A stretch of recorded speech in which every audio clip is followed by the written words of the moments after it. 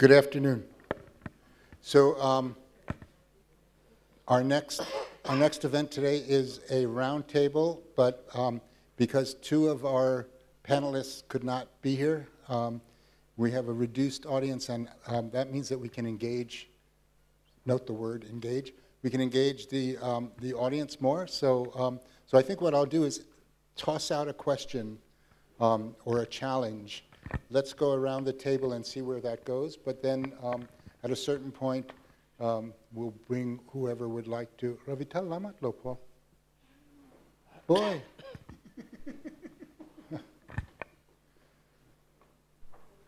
את יכולה להיות עידן שגב, בסדר? רויטל שגב. So I'm just going to throw out a challenge here. So we're talking about, what's the phrase of this panel?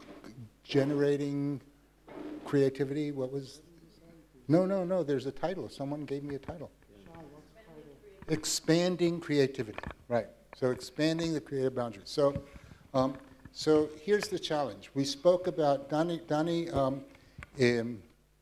very aptly said that we are all creators, but just listening to music is a creative act. We talked about engagement, and we talked about perception, we talked about cognition, but I don't think we got a very good sense of what creativity is.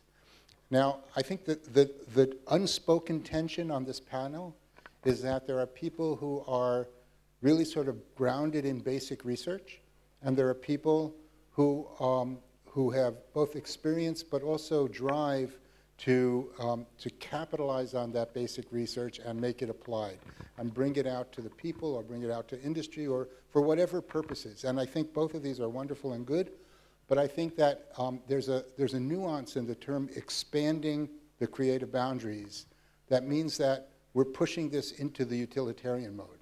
And I think for me it's problematic because we don't know what creativity is. So I thought we would start by engaging both the basic scientists and the industrialists here to talk about what creativity is and how that works into expansion. And I have a few keywords to throw in beyond that, but maybe we could just go around the room. So Ravital, why don't you start and we'll go around this way?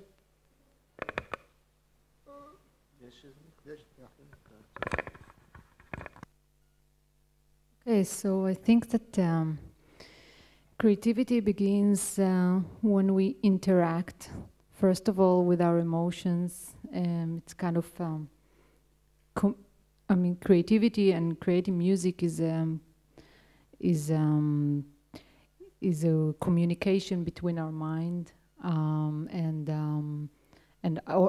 our senses. And I think that once people if I talk from the applicative side and about interfaces and interactions, I think that once we get an interface that is like unleashing our creativity, we can create new things. Okay. Well, I wish I could bring some examples, but I will maybe bring some tomorrow in my talk.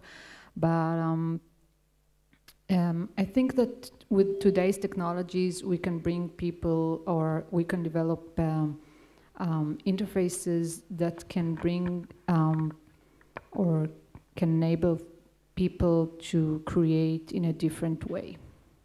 Okay. I cannot answer what creativity is, but I think that we can make people more creative.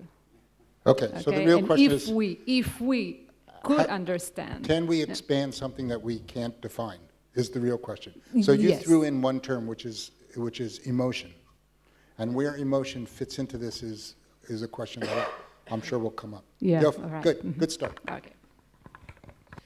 Okay, thanks. Well, I'm not going to define creativity, but I would like to say two things that relate to it from my perspective. One of them is that I was just telling Daniel over lunch that I like David Lynch, the director, and recently I saw a YouTube interview with him where he was trying to describe his creativity and his creative process, and it sounded like a confused third grader.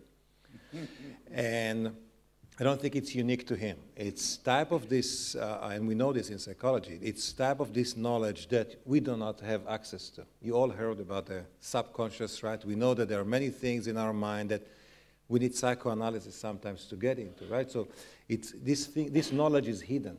And when you force, and this is a social circumstances, when you're interviewing somebody and you ask them, what is creativity?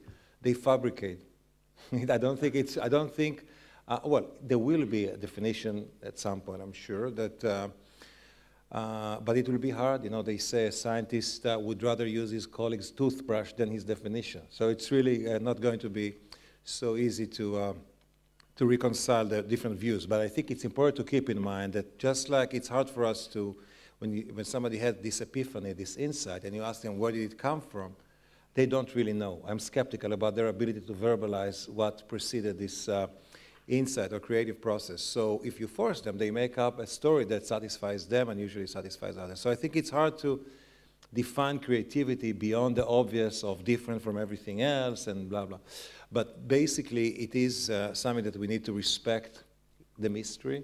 We have to respect the fact that it will be hard for us. But this is not saying we shouldn't study creativity from all. In our own lab, we study creativity. We study manifestations of creativity. I'll just give you one quick example, which is we had people, let's say, memorize string of digits, either a long number with 7 or 10 digits or a short string of 2 digits. And once they keep it in, or while they're keeping this in mind, we gave them just free associations. We give them a word and they give the first thing that comes to mind. Okay, so there's a free association, classical free association. And those that had to keep in mind the long string gave the most automatic, most mundane associations. There are tables, charts with statistics. If you tell people table, they'll say chair. If you tell them shoe, they'll say sock. Okay, there's the most common ones. So this is not creative. But those where we had, remember, short string, like 2 digits, so presumably their mind was emptier and more available to explore, reached further and provided much more interesting associations. And, you know, being a scientific, it was a scientific paper that was covered by, anyway, it was a well-received paper that, because it was rigorous in how it eliminated all other things. I mean, is it the case that when you don't think about other things, then you have more time to think about? It's not the case. It's really, we study in the lab, and I'll finish with that. I don't want to take all the time, but we study in the lab a distinction we call exploration versus exploitation. So do we prefer the familiar, or we prefer to venture and tolerate uncertainty? And we find that when people are less occupied, they're more creative, they go further, and they're willing to take risks with ideas or with actions. So, so I like to think about manifestations of creativity and holding off with actually putting it in the Webster Dictionary.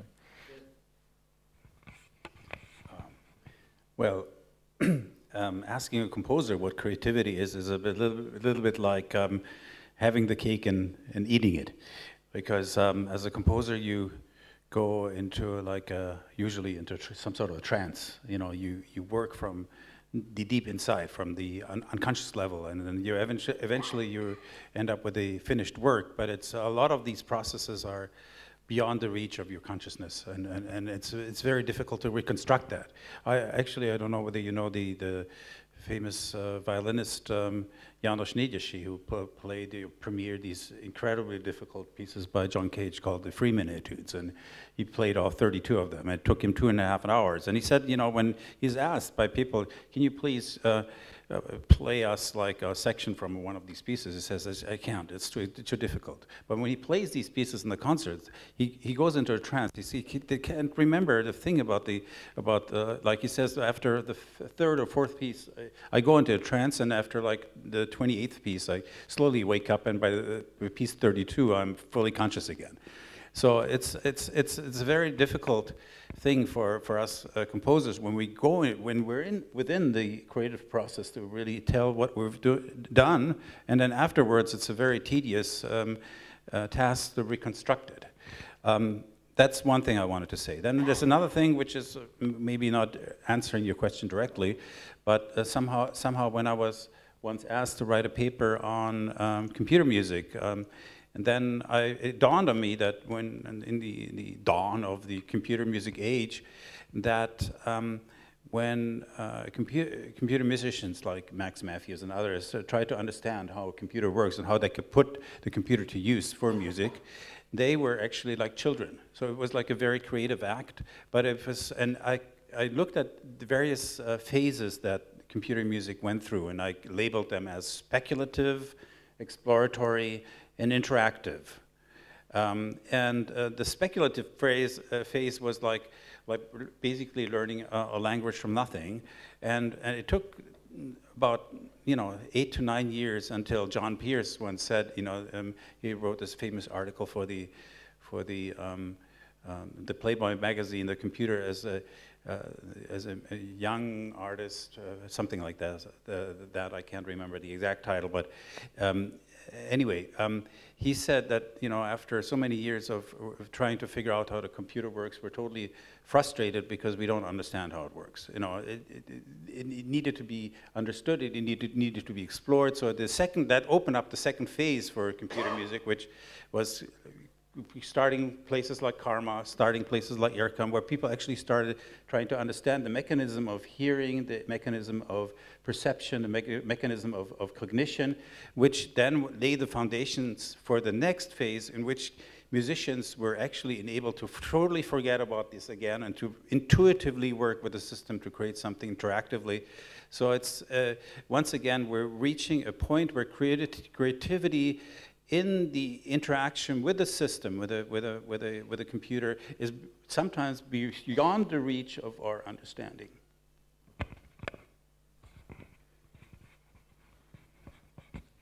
Well, there is a fantastic YouTube of Naftali Tishby talking to David Grossman that was made about a year ago, discussing creativity and the creative process. That is one of the deepest discussions I ever saw, and I really recommend everyone to look at it. Just as a precursor, of course, I have no idea what creativity is yet. We all know exactly what it is because we do it all the time.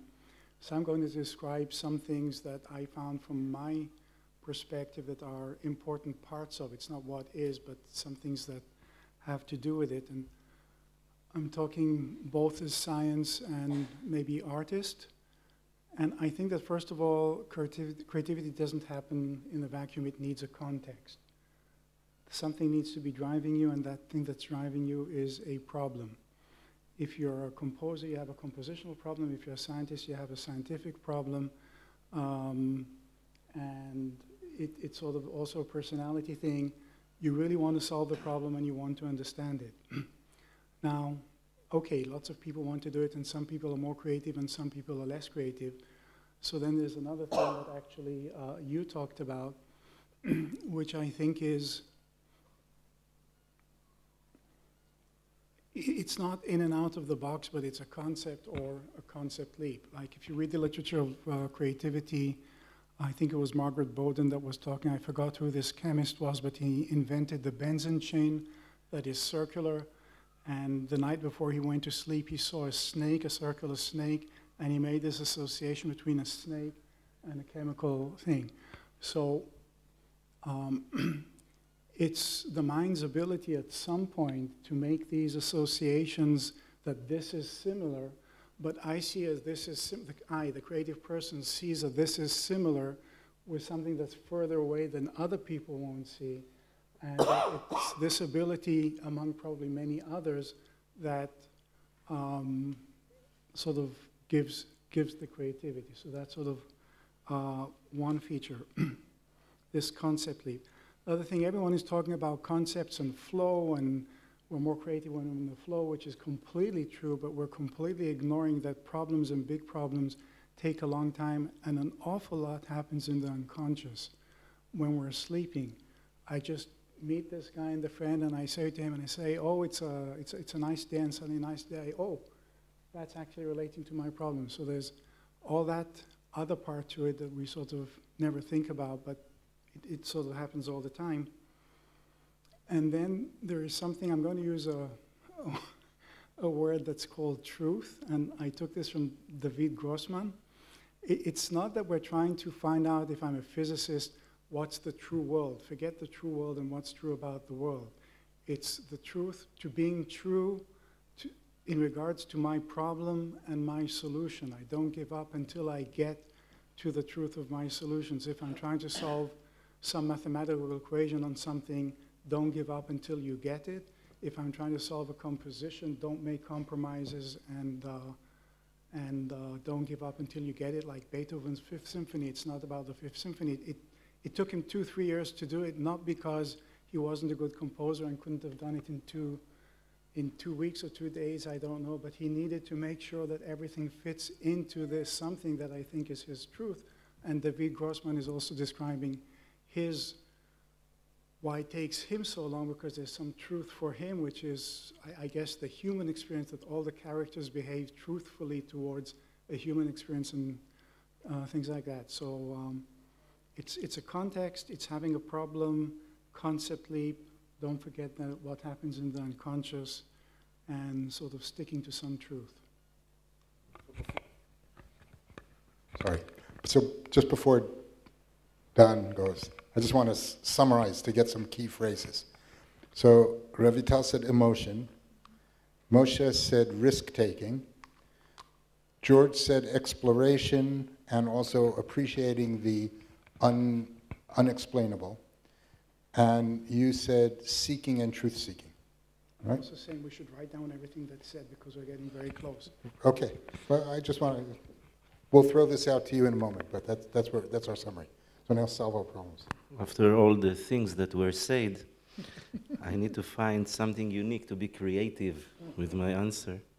So anyway, I wanted to say that to be creative, it's not exotic thing. It's not just gifted people who are creative. I believe that all of us are creative this way or another. And I would like to recall when I was 10 years old to address this question after all, not to avoid it. And when I was 10 years old, I just started to play guitar, classical guitar. And I think that after a while, I was quite small. It took me some time, half a year, to play 4 chords. From this moment that I knew how to play these chords, I started to play songs that I invented. I didn't want to play songs that other people wrote for me. I think this is part of the motivation to be creative. You want to do something that belongs to you, that you did it. You don't want to imitate other people. I think I wanted, now I can say it, but not when I was 10 years old. I wanted to express myself emotionally, so I'm a bit connected with you. And I just want to tell you that I was, for many years, a singer-songwriter, and when I was in my military service, I was in a troupe, in a band. I was a guitar player, and one of these songs from 10 years old was taken to the army. So we played it, and it was really fun to know that even 10 years old boy that knows how to play 4 chords might be a little bit creative. You can consider it like that. So I know I didn't bring a very sophisticated answer. You added the word novelty. Novelty. Okay. Yeah. So now we have 5 terms. I'm going to turn it to you. I'll just add one. I don't have a term, but I will say that Leonardo da Vinci, who is probably the single most creative person who ever lived, and always inspiring to me, he had one of the pages in his notebooks. He talks about something that really strikes me dearly, because it's something I used to do with my daughter when she was a baby all the time. So he writes about the speckled wall in his room, and he says, before I fall asleep, I look at the speckled wall, and suddenly I see all sorts of forms. I see horses, and it's sort of like when you go out and look at clouds and you find forms. So he predated Gestalt psychology by many, many centuries, but he also has this true insight into creativity, which is finding order out of anything, finding some coherence out of anything. I always, as long as I mentioned Gestalt psychology, I'm always fascinated by this moment in the 1920s when Wertheimer sort of looked at this noise in the world and said, let me find order by finding the rules of grouping, which was concurrent. So he's finding order in noise, and that's concurrent with Marcel Duchamp, who takes a shovel or a urinal and puts it in a museum and finds coherence, and people seek coherence from nothing, find complexity from that simplicity. And that sort of opposite motion, I think, is for me really a defining piece of creativity. So let me throw it out to you, and we can address any of these terms, or you can add your own. Menachem. I like very much the idea that you summed up the highlights of each group. For me, the most engaging was done in Oppenheim with the idea of solving problems.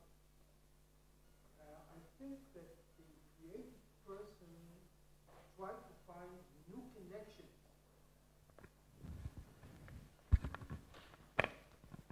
The creative person tries to find new connections because there are always some problems in the components of his works that he tries to find new ways of presenting them. I'm not talking about something new like shocking, new, burning the piano that was never done, so because it's burned on stage, it's new.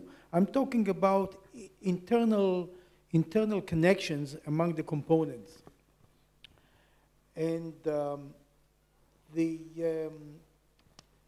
one of the ways that I find very engaging is to use the concept of translation. In other words, can you translate the tension in a linear motion to manifest itself in harmonic context? Can you take the harmonic context and try to translate it to a section that will appear mainly in timbre? Can you take that newness in timbre and try to find how it is implied in texture, in register? Can you play around with all components? And that can be done also with music set to poetry. You can take a piece of poetry, find the new element, the main elements of the poetry, and say, can I translate? I'm using the word translate only because good translation is not one-to-one. Translation is not literal translation. Can you translate the main idea of the poetry to solve the problem of how to manifest it in orchestration? In other words, the fact that the poem speaks about life and death, you take that as a contrast to manifest itself in, you name it, in register, in interval, in harmony, you know, and the fact that you can do those types of translations in all the components is a play. So you're playing with the material. This was Paul Hindemith's technique of teaching composition. My teacher was a student of Hindemith, and he told me this wonderful story of when he studied with Hindemith. So Hindemith had his students do these exact translations. I mean, you almost quoted from how he would teach. And he said he thought that he would fool Hindemith by taking Hindemith's Kammermusik 5 and translating it. And he brought it to Hindemith, and Hindemith looked at it and said, you've modeled Bach Brandenburg 3. And And he said, no, I didn't. And without flinching, Hindemus said, well, if it's not Brandenburg 3, it's me, because I modeled this from... So.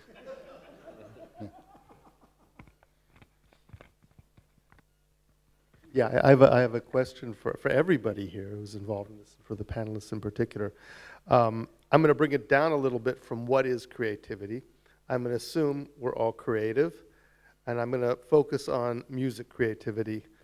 And similar to what Professor Bar brought up, that creativity happens better when you're not preoccupied with other things. One of the major problems that has existed since the beginning of music is how to translate our musical ideas into actual musical pieces, whether that involves having to build instruments, which is an extremely difficult task, how to teach instrumentalists how to play our music, whether it involves having to get a digital audio workstation to do what I want to do. All of us who've approached creative process in any way have had the feeling, I think, that we're wasting a huge amount of time on dealing with the chomer, dealing with the physical difficulties, technical difficulties. So and I'm not saying that that's all bad, because dealing with that also is part of the process. It gives you feedback. But we would all like to see this process of getting creative ideas down to ground, down to actual musical pieces to be made easier.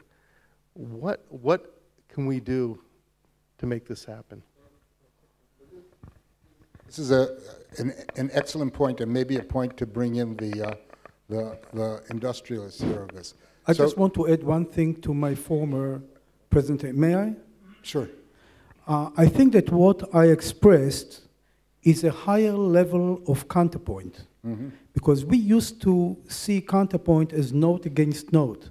And I'm talking about counterpoint, total counterpoint, among all the components of music. That rhythm speaks with harmony, harmony speaks with orchestration. Or that is the, and the more counterpoint you have, the more connections you have. Understood.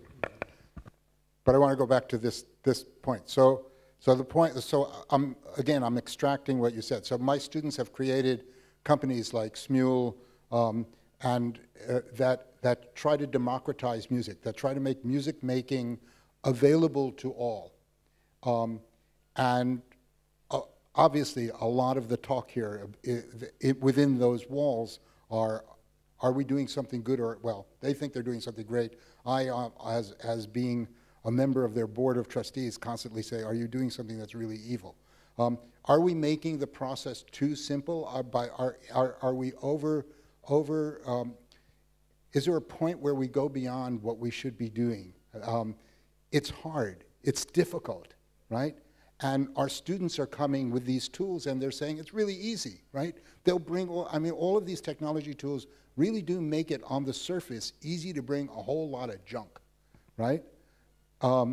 So when we're talking about pushing the boundaries of creativity, and I think what you said is a perfect entry to, now I'll pass the microphone around, is what's that borderline between giving tools that oversimplify things to the point where we're doing an injustice to the field, or creative? I think Danny should start. I will be the second. Thanks for the question. I'll sort of be talking about this tomorrow in my more technical talk. And I think fundamentally the three cognitive levels that are an issue. There's something in my mind as a composer that I want to do, some experience that is totally fuzzy and concepts. I want to write a happy symphony to celebrate Irma, or I want to write whatever. And then this is fuzzy, subjective, only you know it, you can't even explain it to your fellow friend. You need time to figure out yourself what it is. Then you need to translate that to things you need to do. And these are very concrete and objective things. If I'm a classical composer, it's writing a score. And to do that translation, I spend years learning counterpoint and form and orchestration, all that sort of thing. If I'm using a computer tool, it doesn't matter. I need to learn how to translate to those concepts. And then the things I do, like capturing ideas, like structuring them, like transforming them, transformation, work on a domain. So there's the problem between what I do wherever I do and the domain itself, which is music, which is really complicated. And then it comes back. Whatever you do produces music, produces an audio wave, you listen to it, and then you see, was it what I wanted or was it not what I wanted? So you have three fundamental layers: the mind, the things that I do, and it really doesn't matter what technology you use. You could use pencil and paper, you could use AI, you could use whatever you do, and the domain, and bridging those. And then there's the other issue as a composer, and it's my decision as a composer, how much do I want to be in control? How much do I want it to do it for me? From full control, doing everything really hard, to full automation, compose for me. And what compromises am I prepared to make? And I'll just leave it here, but these are sort of, and I'll be talking more about that in terms of the architecture and approach towards a new system tomorrow.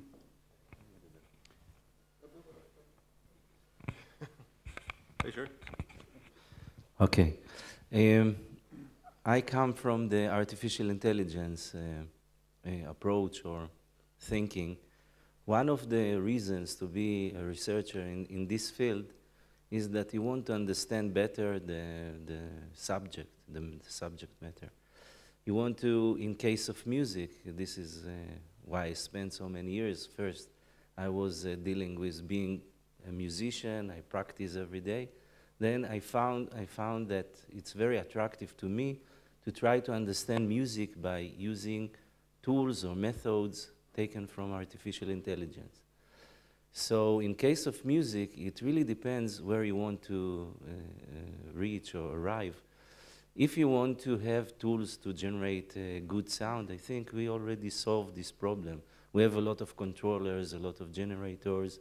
We can generate very interesting sounds. But if you really want to go one step further and you want to try to build an environment that in an interactive way understand what is going on with the music, with the sequential information that you build, with the hierarchy that you build, and in addition to that, an environment that understands you as an individual with preferences, with a specific taste, then you must do some dramatic steps towards understanding some of the very problematic processes because of the complexity of music. And one of the things that were not really attracted researchers to work on is to model the listening processes. So people are so much attracted by the idea that you can generate algorithmic composition. It's very easy. You write a program and something very aesthetic comes on or not. Maybe you don't like it.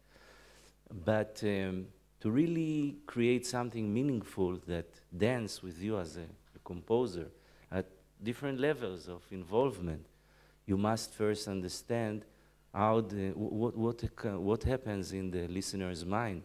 Where are the tensions, the relaxations? What is the amount of surprises? What are the emotions that rise?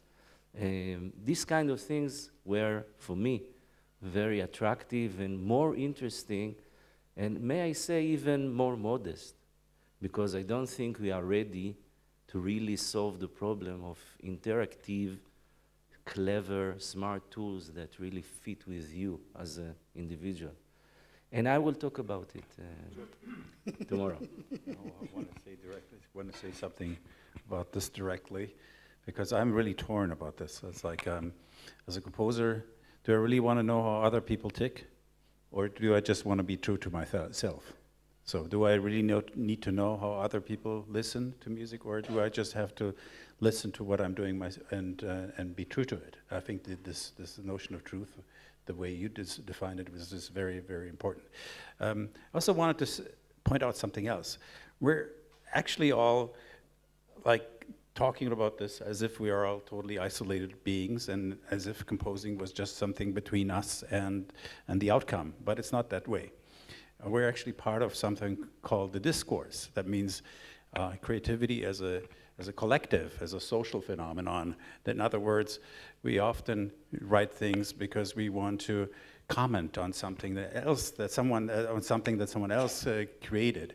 And if you look at the music history, it was always like bouncing ideas back and forth. And this idea of collective creativity is something that we cannot underestimate, and I think we should also discuss it within this context here. Thanks.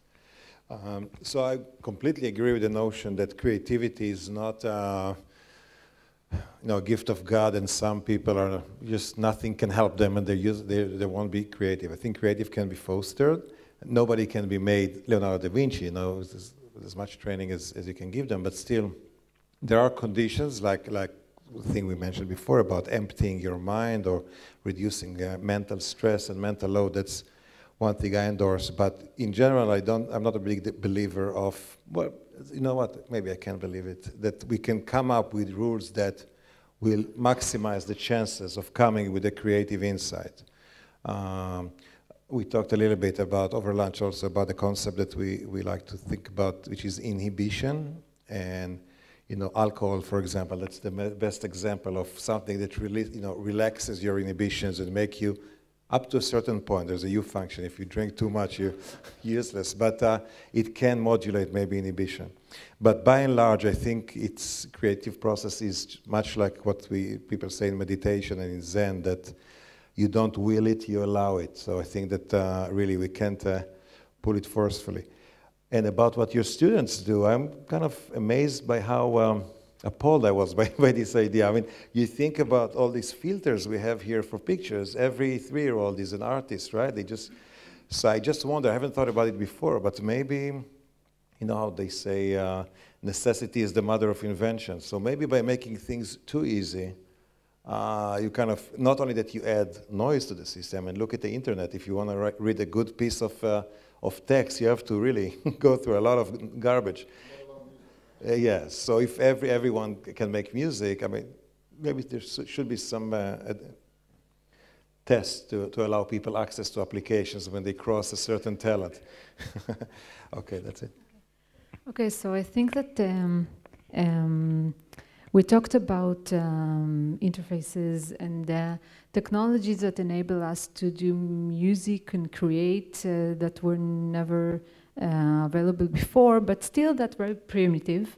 There are only tools. We want to record music in a phone, and we want to collaborate, so we have one track and another track, and we have 2 tracks, and we can combine between them, so it's only available to us that maybe it was available to musicians and professionals before, and now it's here on the phone, on everywhere, but it's still very primitive.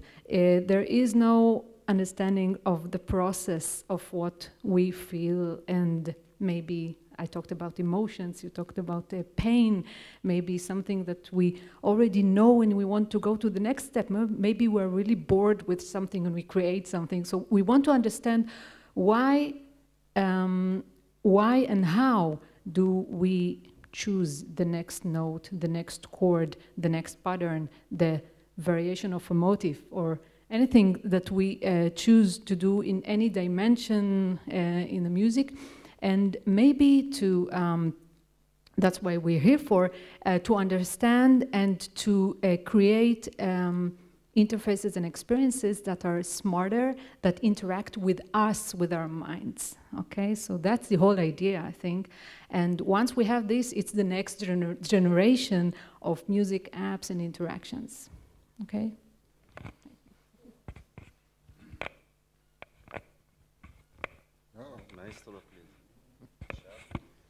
Questions? Ron?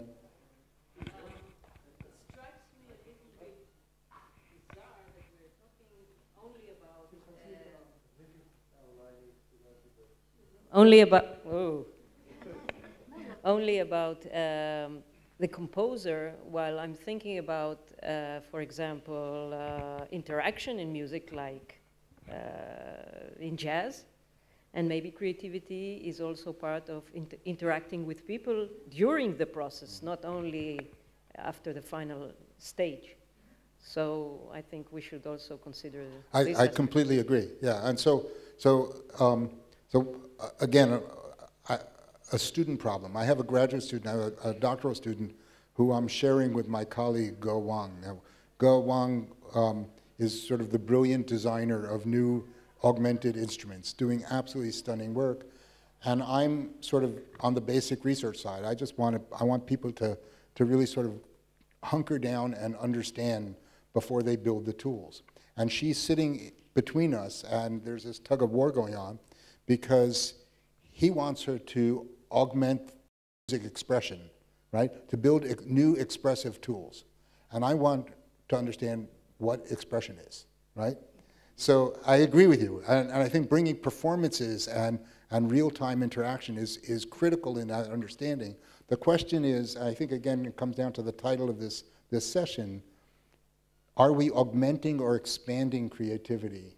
And what does that mean? I'm going to hand it to you because this is your toy. No problem. Okay, so we had this discussion beforehand, and in my intuition, augmenting creativity means you take this fancy new AI chip, you do an implant, and you're more creative, and I just want to stay away from that as far as I can. So it's unleashing the creative potential that is naturally within you, which means making it easier and faster. Faster isn't always better, but easier, faster to at least go between the cycle of what I want and what I get through this thing and over time. And I just want to add that the whole notion of collaboration, if you read the literature on creativity in the 70s and so on, there were concepts and flow, and it was always about the single person. The latest literature on creativity, I think it's Mark Sawyer, was talking about collaborative creativity, and he says no one really invents anything, and collaboration, I think, is very, very important. And you mentioned Smule, and I think that there's also a place for us here in Ehrman to think about what collaboration really means. I mean, we had it in the Renaissance. What was it called? Missa Mimi and all those we used to take a cantus firmus and write more music over today. Today it's done, remix is very common. So what happens if we have an environment that actually lets people collaborate and create collaboratively with the tools to let them be on, I don't want to say higher or lower level of musical because that sounds sort of demeaning, but with proper, let's say proper tools. And I think that could be an explosion of new things that could happen. No idea what or where, but I think it's extremely worth exploring. So before I hand this to George, and I think we should, everybody here is falling asleep, so we should take a siesta soon. But I'll just point out to those of you who are interested, my former PhD, Hung Chun, is now the head of the Google Web Audio Group. And his thesis, which is very much embedded into that group, was to create the equivalent of Google Docs for collaborative music making. And it's a really interesting, problematic, but fascinating approach to all of this. So, so I think that this, if you want some inspiration, go sort of dig under the covers there of what's happening, because it's a remarkable endeavor. Yeah, well, once again, I feel torn about something. Of course, I want to make things easy for people, and I'm also a software engineer, and I've been working on tools to make things easy for people. Also, you know, embarking on microtonality, which is a very complex field in music, and I've created, you know, as I said, the tools for that. On the other hand, I had once a very meaningful conversation with a composer who says, you know, if it's easy, make it difficult. So in other words, for me personally, when I have solved the problem, and so things become easy, they become uninteresting. I was always interested in making it difficult for me to overcome obstacles, to reach the next level. And every piece I did was some sort of an overcoming of obstacles. And I'm striving for uniqueness. And I think that's a very important thing. So in other words, you know, we're trying to facilitate, you know, creativity by thinking that we should make it easy for other people, but maybe they don't want it to be easy. I love this point, and just to dovetail on it, there is a link we see in the lab between creativity and mood. And it's not what you're expecting. Usually people think about, Dostoevsky, and you need to be depressed to be creative. But actually, we think about the other type of creativity and mood, which is creativity makes you happier, makes more positive mood. And we're exploring the reciprocity of this connection that's making someone, we can't say that we're making people creative, but we make them associative. We make them think more associatively and measure their mood. So people in depression are more narrow in the way they think, less associative. I don't want to say less creativity. There might be multiple types of creativity. We didn't talk about this. Being a depressed writer in a cabin in a forest somewhere has its own merit. So one day we'll have to maybe distinguish types of creativity. But back to this, I'm thinking about how both ways. I feel that if I get a good idea, and it might be a creative idea, I can't attest about myself, but when I get a good idea that I don't know where it came from, I can't sit still. I have to stand up. You have to move, right? It's really something that makes you really thrilled and excited. And the question is, can you do also the opposite? Can you induce good mood and make people? And this goes back. I don't want to bore you with the neuronal mechanisms, but this goes back to the concept of inhibition that I mentioned before, that when you're in good mood, there's less inhibition, you see things differently. But by and large, I just wanted to emphasize the fact that there is relationship to mood with creativity.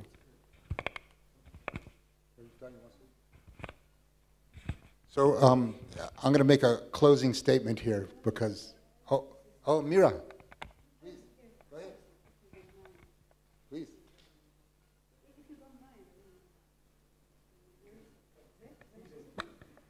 Okay. Well, I don't know if I should say it now, because everybody is so happy now, and I'm going to be the devil's advocate, so maybe I should not say it. I don't know. Everybody agrees with everybody that we are all creative. I don't think so.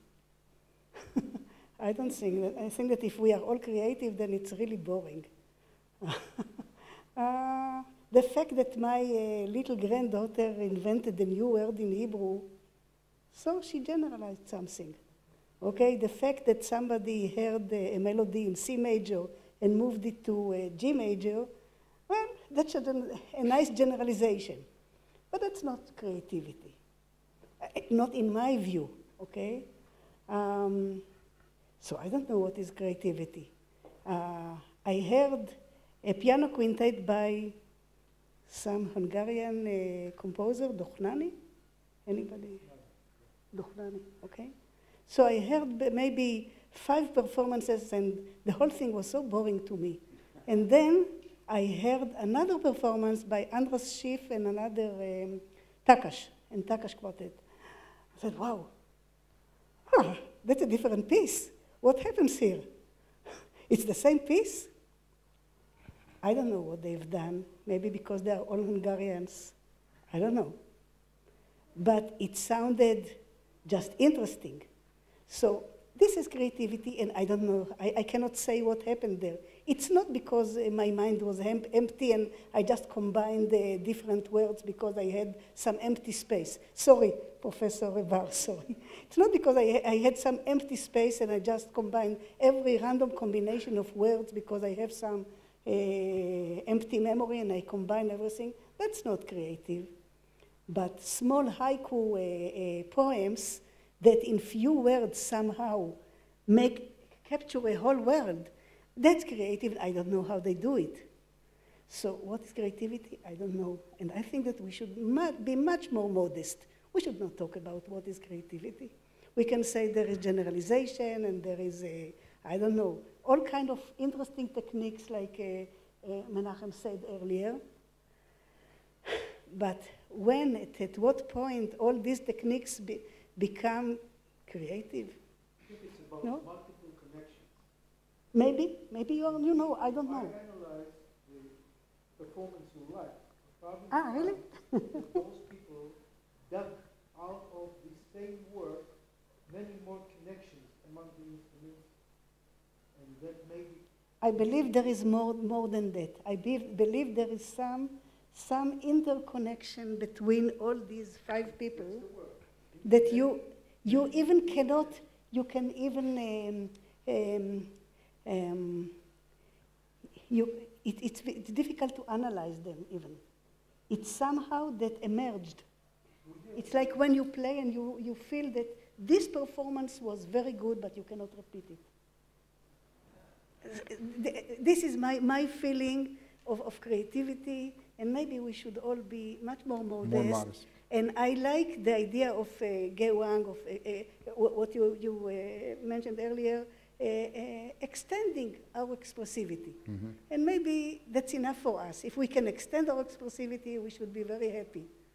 And whoever can make something that a whole group of community, a whole community can say, this is creative, like Da Vinci, whatever, that's probably creativity. Okay. Thank you. So let me close with one thought I had. When it occurs to me that there are two types of people who use technology in art, right? There are those that push the boundaries of the technology, right? They're trying to see how they can push the technology out to a new extreme. And there are those that, I call them the Charlie Chaplins, right? So Charlie Chaplin, when film was starting, the technology of film was extremely jumpy, and so he stopped and it said, how can I create an identity? I will be jumpier than the film. So he wore really big shoes and he pointed them outwards and he walked really jumpy. And so he's looking at the limitations of the technology and finding a new way of expressing within those limitations. And I think that one way of classifying creativity in the world of technology, at least, or in the interface of technology, are those types that want to push beyond and those types that want to find that space and understand the limitations and do something new with it. I don't know if that's helpful or not, but